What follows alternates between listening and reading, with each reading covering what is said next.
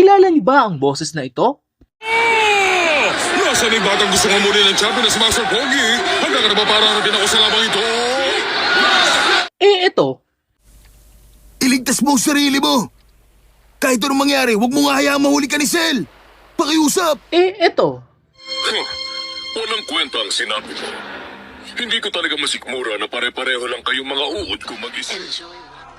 Sa mga ka-generation ko, baka nakilala nyo rin siya dahil napanood nyo ang Netflix 13 na kung saan pinosesan niya si Kapitan Guerrero. Alexandra, salamat at nakapunta ka rito.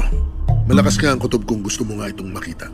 Makikilala din siya bilang Prince Sardus sa Voltes 5 ng 1978. Daigdig ay masasakop natin sa isang iglap lamang at kikilalanin akong Panginoon ng planetang ito. Ang pangalang Prinsipe Zardos ay magiging tanyag sa imperyo ng Bosenia. Siya'y walang iba kundi si Mr. Apollo Abraham, isang voice talent legend ng Pilipinas at higit 25 years na siya sa industriya. At bukod sa pagiging voice dubber, isa rin siyang screen actor, event host at commercial model.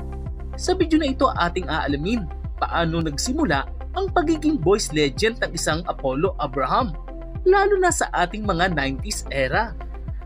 Dito lang yan sa Sam Explain, kung saan ang komplikado ay ginagawang simple at siguradong may matututunan ka sa bawat video.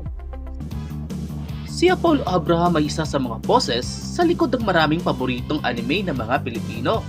Lalo noong panahon ng Tagalog dub anime sa TV, siya ang nagbigay buhay sa mga karakter tulad ni Master Pogi, Krillin, Frieza ng Dragon Ball at Prince Sardus ng Voltes 5. Ako si Mr. Pogi! Ako lang yun! Goku, ako ang pinakamagaling na martial artist! Ako pa rin ang champion! Walang tatalo! Pinaipakita sa'yo yung espesyal na pagpupugay para sa bonus round na ito. Importante kasing gawin yun bago magsimula ang laban. Ano? Pagpupugay? Oo, yun nga. Bago magsimula, dahan-dahan mo akong tapikin sa mukha. Yun kasing ginagawa sa champion para sa bahaging ito. Pero dapat mahina lang, ha? Okay? Ngayon, kung naiintindihan mo, basta gawin mo na lang, ha? Parang ganito lang.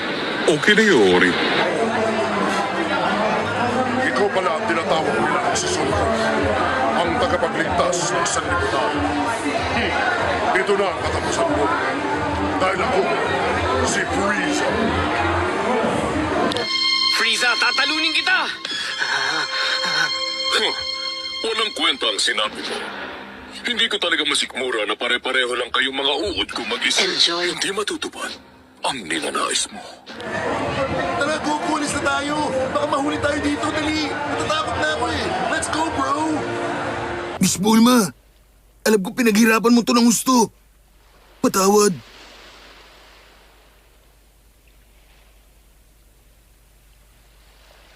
Nag-aaral siya ng mass communication sa UP Diliman kung saan nagsimula ang kanyang hilig sa performing arts. Mula roon, naging bahagi siya ng mga grupong tulad ng Dulaang UP, PETA, at Repertory Philippines.